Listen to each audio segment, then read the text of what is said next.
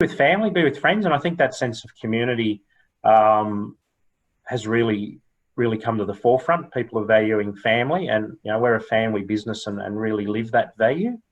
So it's been really positive to have all of those people back into the business and welcome them back into the business. They'll all obviously slowly leave, but the demand is also slowly going from that peak period to a more leveled off period. So, is there anything you would look back and do differently with hindsight, or any lessons learned for a possible future crisis? This may not be the only one. I guess you've got, no, probably won't be. So I guess that's where you got to be careful and not listen to the old accounting figures. So what we were doing, we were getting ready to go to Sydney to have a management meeting, and part of that management strategy meeting was we've got our area called our flammable mixing area, and we were looking at how we could strip that out and repurpose that area, because the demand on our business for alcohol gels and so on was so low. We thought we could repurpose that area and look and focus our business on a much smaller customer base. We never actually got to hold that meeting, and now that is actually the most productive part of the business. So it's really funny how all of a sudden that's what we thought was the strategy, and accounting-wise was a very logical strategy, could have actually almost been a disaster for the business, because, as I said, that's been the main area that we've been able to do that uplift. So, sometimes you've just got to keep that diversity. That diversity is now shown to be the backbone of the business. Has it changed any of your business plans into the future, so you maybe retain that resilience for? Well, it has, yeah. It's just changed, I guess, our perspective on. It's also brought in a whole lot of new customers and people that realise what our capacity is and what we're able to do. On the alcohol gel side, we were very strategic on who we worked with, and obviously we've been able to shore up good supply lines with Manildra, because our great strategy is here we have a local company, a very strong local company who makes the ethanol, who are only a few kilometres away. So it's now up to us to make sure that strategy is really clear, and that we build new business that we weren't previously in strongly, based around the support of the Manildra Group and our own assets here. So, we're looking at different strategies around that now, and we're also getting somebody to recontact a lot of those business customers who came to us for assistance during the crisis, to say, well, we're still here, would you still like regular supply of gel and spray and paper and those other things? So we're really hoping, it's been a sharp curve up.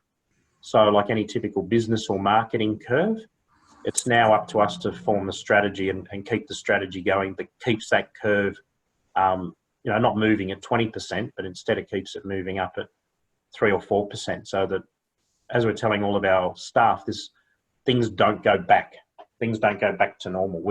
They can, but the company will really shrink. So what we want to do is say, this is the new normal. This is the new level of manufacturing that we're not only capable of, but can do. And this is where we need to be. So that'll mean new skills, working with TAFE. I know Melissa and Kate are trying to get some manufacturing training going for us and other businesses. So part of that strategy has got to be a whole uplift of the whole skill base within the business. So it's going to be a couple of very interesting years, really, as a strategy. And just to wrap it up, John, if you could give your top 3 tips for all the audience today of how you feel is a good way to approach a crisis like this, and then we'll take some questions. Sure. I think the biggest thing is it's all businesses are long burn. People want to have an overnight success, but I think networks and your supply chain, so having not only local networks, but obviously we have a lot through industry associations, but so using those and being involved in industry associations and networks like this are critical, and having good people you can ring up and talk to is really important. And part of that network has to include your supply chain. You really do have to look after your suppliers. In our case, having a strong business system. So our ISO 9000 was really, really important to the business. However, this has really stretched it. And the great thing is it's shown us where there was weaknesses in the system, because after 3 years of very flat growth in the business, the status quo was easy to maintain with our quality systems and our business systems. And as we call it our business system, we don't just do ISO, we do it as a whole business system. So it encompasses safety, HR, all of the things we do to run the business. So having a strong business system that you can fall back on is really good. Being fast and agile was really important. Otherwise, the whole thing would have just disappeared. And most importantly, investing in your people.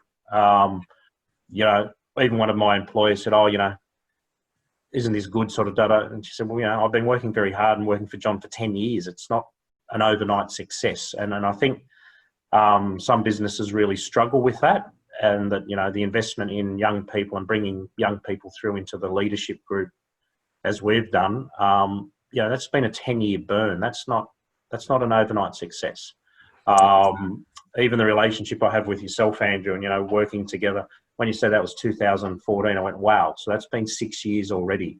Yeah. You know, and we're just starting to work on some really, really big projects. So you think that's taken 6 years to discuss some of the projects that we're now working on. So I think people just have to keep investing in other people, and having those networks locally is really, really positive. I mean, as I said, a network like this is very positive. And just you've got to keep building it. And it is hard work. And some people will go to business chamber events and other things and go, "I didn't get much out of it." And go, "How many new people did you actually go and talk to?" And they went, "None." I'm like, "Well, you need to actually invest the time." And I think that investment in time I've put into my staff and people over the last 10 years or more has really been able to pay off for a crisis like this. They've all stepped up. They've all done extra time. What I've loved, of course, is 90% of the time they've just done stuff and I went, "Oh, that was good. I didn't even know you were doing that." But of course that needed to be done. So I'm so pleased I didn't have to tell anybody to do things. So on the management side, all of that time paid off because people sort of could respond based on their education and training. So then they just needed to be led, not managed. Great. No, thanks a lot, John.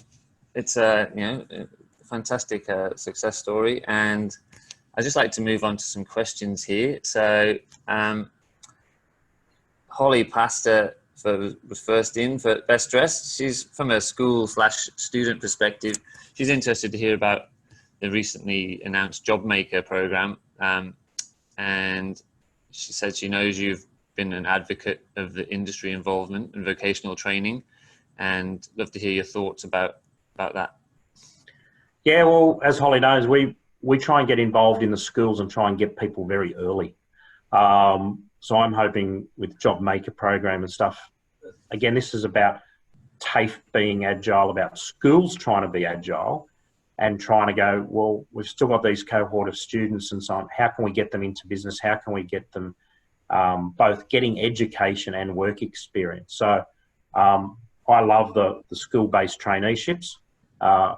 They're really good for both the students and the staff because, you know, they help mentor and develop young people as well. So if you've got the opportunity as a business to take on a school-based trainee or even a trainee straight out of high school, take them on. They don't cost that much, and the rewards can be tenfold. I mean, I don't think I've lost any of my trainees over the last 10 years. You know, Steph's online here, and I think, I won't say how old she is, but she's been with me for more than 10 years. You know, she was a post-school trainee, and it's funny when you have a birthday cake in the office and all of a sudden you realise the trainee's only turning 17, not 19. But again, it's about in that investment, that long-term investment in young people. Okay.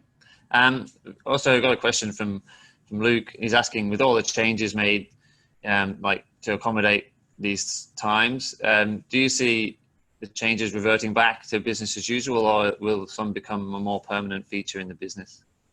I want it to become a more permanent feature. Going back to business as usual is just going to lose that opportunity for our business to grow. And obviously, as our business grows, that brings much more jobs to the business. So, as most people know, we're very focused on job creation in the area, and part of our growth, Luke, is really also now about smart manufacturing. So, smarter equipment, smarter machinery, computer-driven machinery. And a few people have commented, "Oh, won't that take jobs away?"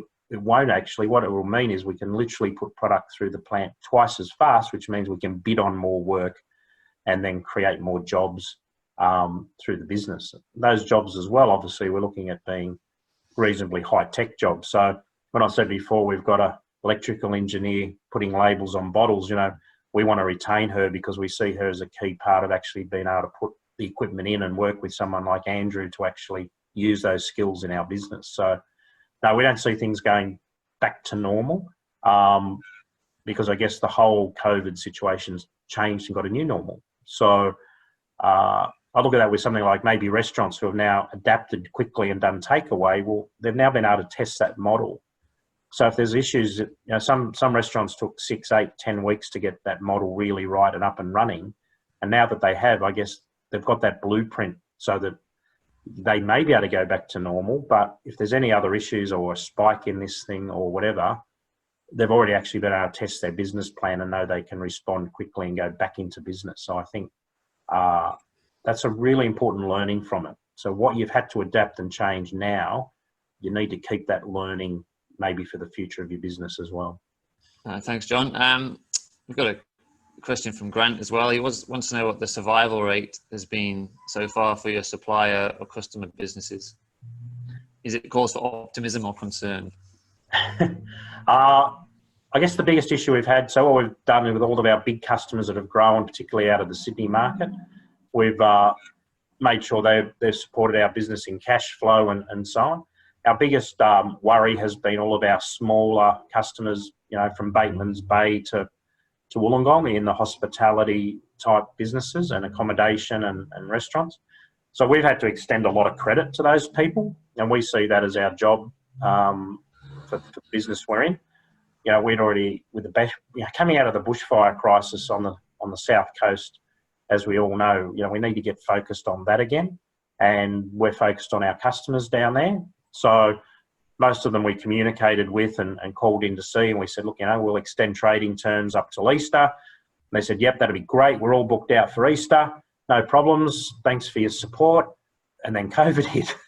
Yeah. So those small businesses don't need the larger businesses like us calling in debt and really giving them a hard time when, they're just trying to employ people and get people back into their caravan parks, their hotels and their restaurants. So we've been very aware of that and either let people do payment terms or just put that on hold. And I mean, there's risk there.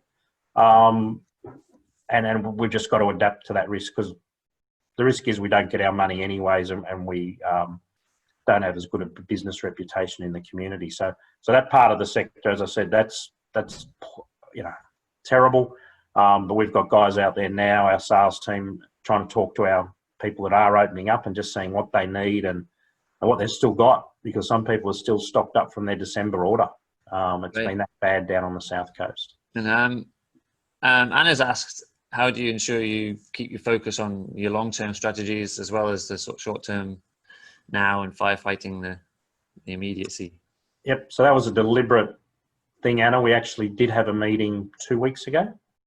So what we did there, we have people in key positions who were doing a lot of firefighting and running around and doing things and not doing their jobs, so to speak. And so part of their regular work was falling behind.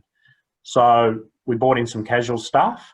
Again, some really good casual staff. We've got 2 people with business degrees who are answering the phone and serving the customers. So, they were able to pick up our basic customer requirements really quick and refocus people. So we had to, as I said, we brought in casual staff to allow our full-time staff to refocus on the strategy and the things that they had to do.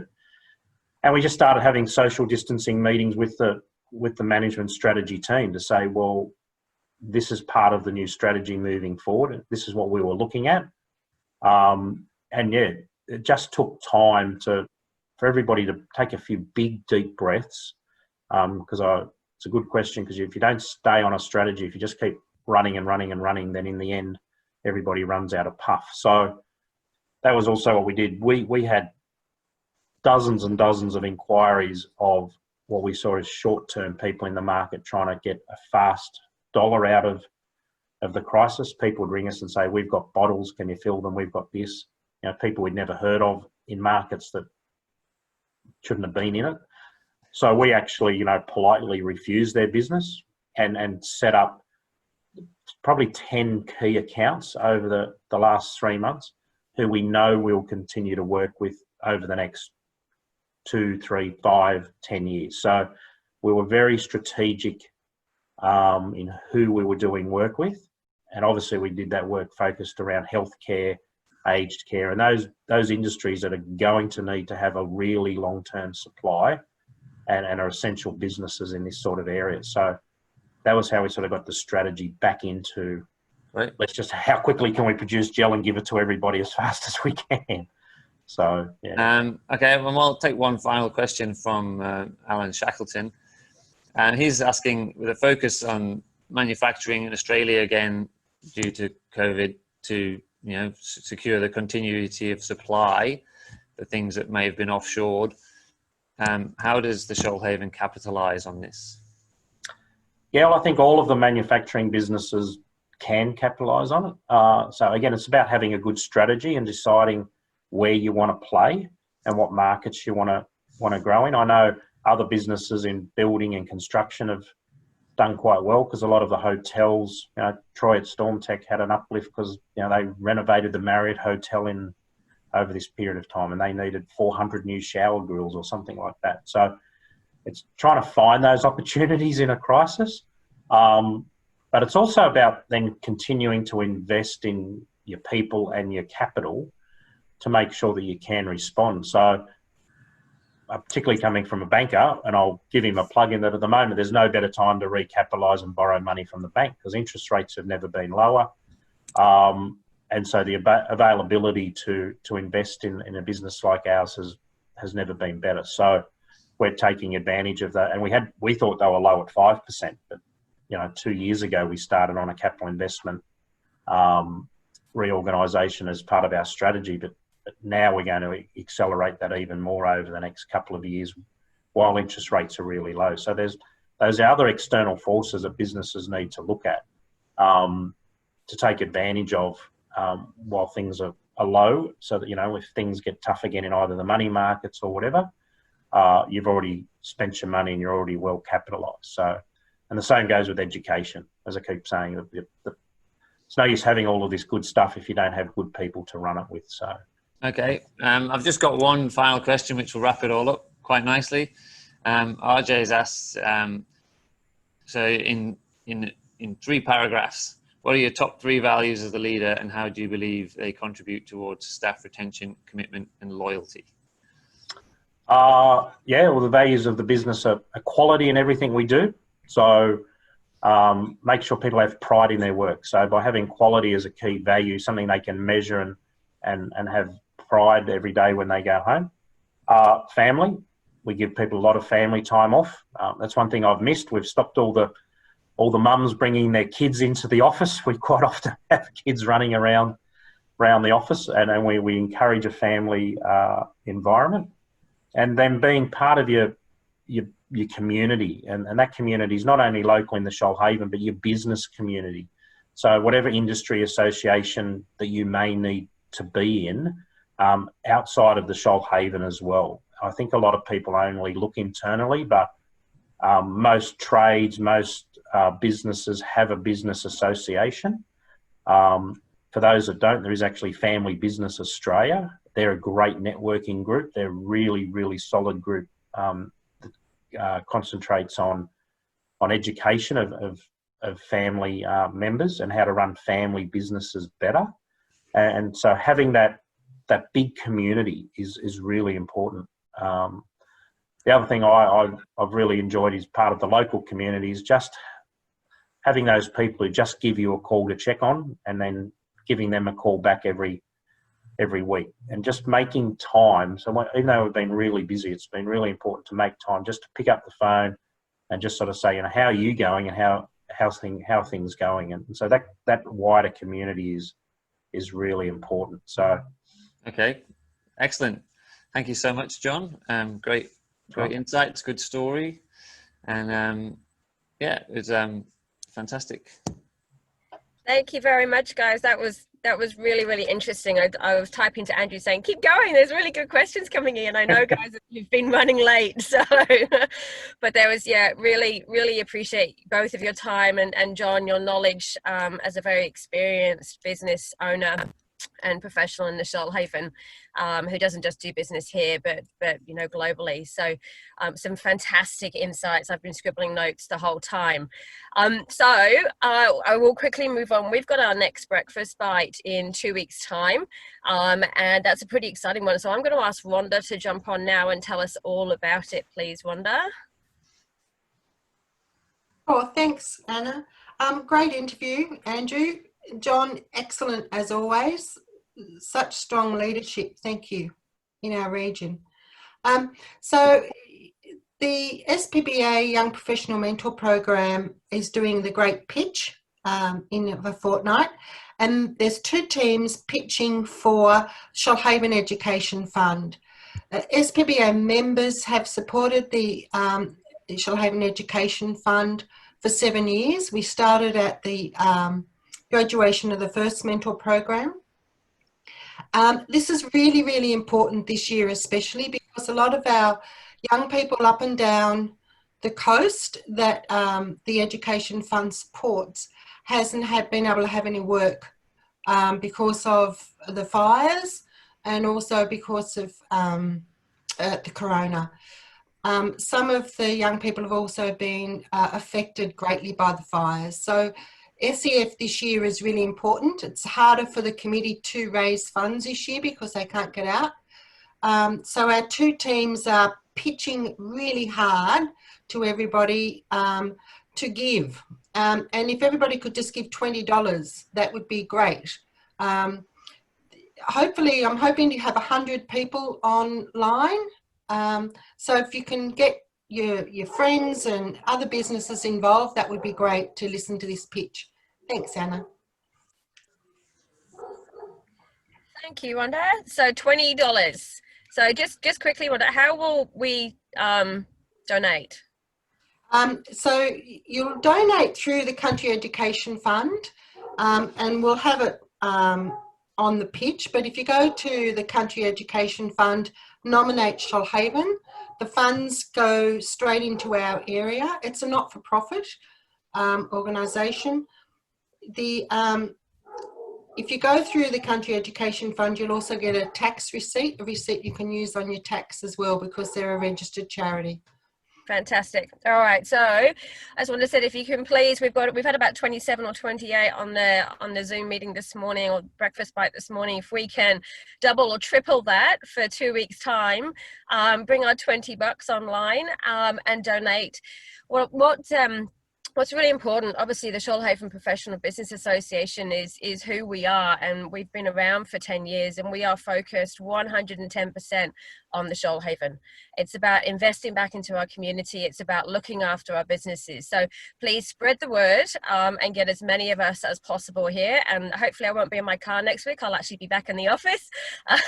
So with proper broadband. So thank you so much for everyone for being here this morning. You have a lovely day. See you in 2 weeks.